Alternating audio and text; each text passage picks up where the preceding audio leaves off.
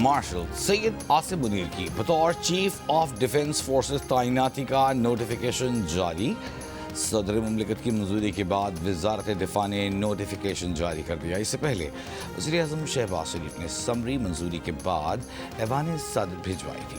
سربراہ پاک فضائیہ air chief marshal Zaheer Ahmed Babar Sidhu کی مدت ملازمت میں بھی 2 سال کی توسیع کا نوٹیفیکیشن جاری۔ توسیع کا اطلاق 19 مارچ 2026 سے ہوگا۔ ایوان صدر میں صحافی سے غیر رسمی گفتگو میں فیلڈ مارشل عاصم منیر نے کہا، سب ٹھیک ہے، سب آپ کے سامنے ہے، چیزیں بہتری کی طرف جا رہی ہیں، پاکستان اب اونچی اڑان کی طرف جائے گا۔ وزیر اعظم شہباز شریف کی فیلڈ مارشل سید عاصم منیر کو پاکستان کا پہلا چیف آف ڈیفنس فورسز تعینات ہونے پر مبارکباد، نئی خواہشات کا اظہار۔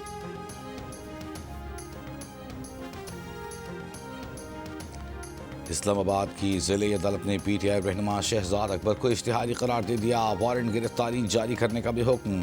شہزاد اکبر کے خلاف سوشل میڈیا پر متنازع بیانات کی بنیاد پر مقدمہ درج ہے۔ این سی سی آئی اے نے شہزاد اکبر کے خلاف جولائی 2025 میں مقدمہ درج کیا تھا۔ پاکستان نے ریاست اور اداروں کے خلاف ہرزہ سرائی پر شہزاد اکبر اور عادل راجہ کی پاکستان حوالگی کے لیے برطانیہ سے باقاعدہ درخواست کر دی ہے۔ برطانوی جامعات نے پاکستانی اور بنگلہ دیشی طلباء پر داخلوں کے دروازے بند کرنا شروع کر دیے۔ دونوں ملکوں کے طلباء کی جانب سے سیاسی پناہ حاصل کرنے کی کوششیں بڑھنے پر اقدام۔ 9 برطانوی جامعات نے پاکستان اور بنگلہ دیش کے طلباء کے لیے داخلوں کا عمل معطل کر دیا۔ دیگر جامعات نے بھی دونوں ملکوں کے طلباء کے داخلوں کے طریقہ کار میں تبدیلی پر غور شروع کر دیا۔ برطانیہ کی بارڈر سیکیورٹی کی وزیر اینجلا ایگل نے کہا ہے کہ ویزا سسٹم کو برطانیہ میں قیام کے لیے بیک ڈور کے طور پر استعمال نہیں کیا جانا چاہیے۔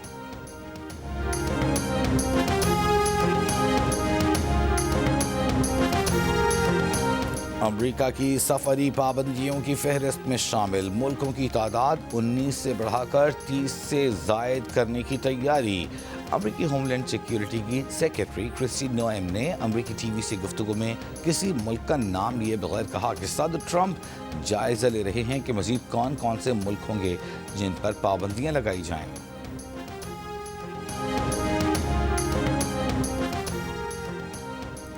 جعلی دستاویزات پر بیرون ممالک جانے والے مسافروں کے خلاف شکنجہ سخت۔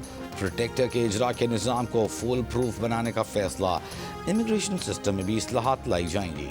وزیر داخلہ محسن نقوی اور وفاقی سمندر پار پاکستانی چودھری صالح حسین کی زیر صدارت خصوصی اجلاس۔ وفاقی وزراء نے 7 روز میں حتمی سفارشات طلب کر لیں۔ محسن نقوی نے کہا کہ جنوری سے اسلام آباد میں اے آئی بیسڈ ایپ کا پائلٹ پروجیکٹ شروع کیا جا رہا ہے۔ پہلے سے ہی علم ہو جائے گا کہ کون سفر کے قابل ہے، کون نہیں۔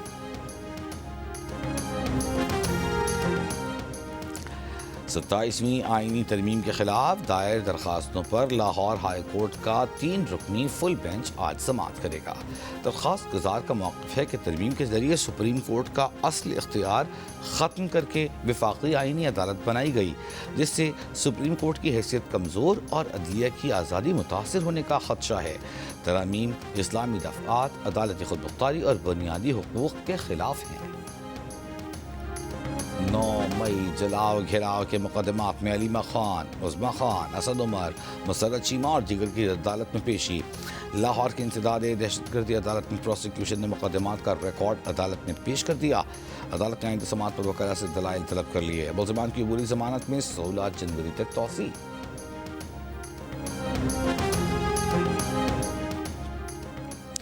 کراچی میں غیر قانونی کال سینٹرز پر چھاپے کے دوران بینک اکاؤنٹس ہیکنگ میں ملوث 5 ملزمان گرفتار۔ ایڈیشنل ڈائریکٹر این سی سی آئی اے طارق نواز کا کہنا ہے کہ ملزمان بیرون ملک ڈیجیٹل وارداتوں میں ملوث ہیں، جو ہیک شدہ بینک اکاؤنٹ سے مختلف اکاؤنٹس میں رقم ٹرانسفر کرتے تھے۔ ڈی ایچ اے میں کال سینٹر میں سرچنگ کے دوران 11 سی پی یوز، لیپ ٹاپ، 13 موبائل فونز اور اہم دستاویزات ملی ہیں۔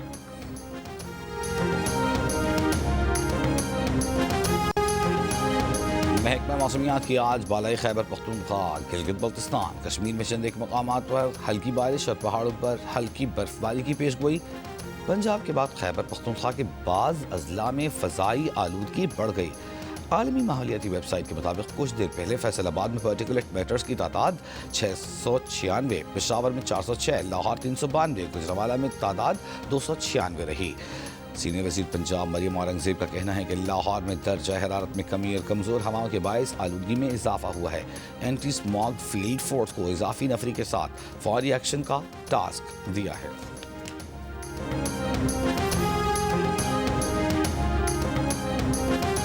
میجر محمد اکرم شہید نشان حیدر کے 54ویں یوم شہادت پر جہلم میں شہید کے مزار پر تقریب۔ مسلح افواج کے چاقو چوبند دستے نے سلامی دی۔ کور کمانڈر نے شہید کے مزار پر پھول رکھ کے فاتحہ خوانی کی۔ فیلڈ مارشل سید عاصم منیر، نیول اور ایئر چیف کا میجر محمد اکرم شہید نشان حیدر کی برسی پر خراج عقیدت۔ میجر محمد اکرم شہید نے 1971 میں ہلی سیکٹر میں ایک کمپنی کی قیادت کرتے ہوئے جام شہادت نوش کیا تھا۔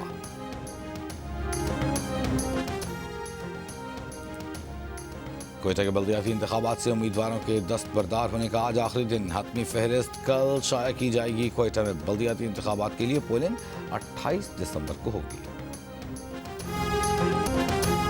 قائد اعظم ٹرافی کے فائنل کا 5واں دن کراچی بلوز کے خلاف 533 رنز کے ہدف کے تعاقب میں دفاعی چیمپئن سیالکوٹ کی بیٹنگ جاری۔ کھیل کے 5ویں اور آخری دن سیالکوٹ کو فتح کے لیے مزید 521 رنز کی ضرورت ہے۔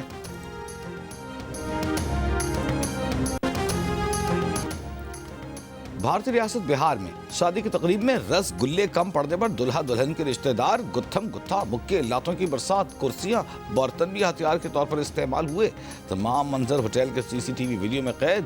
واقعے کے بعد شادی کینسل۔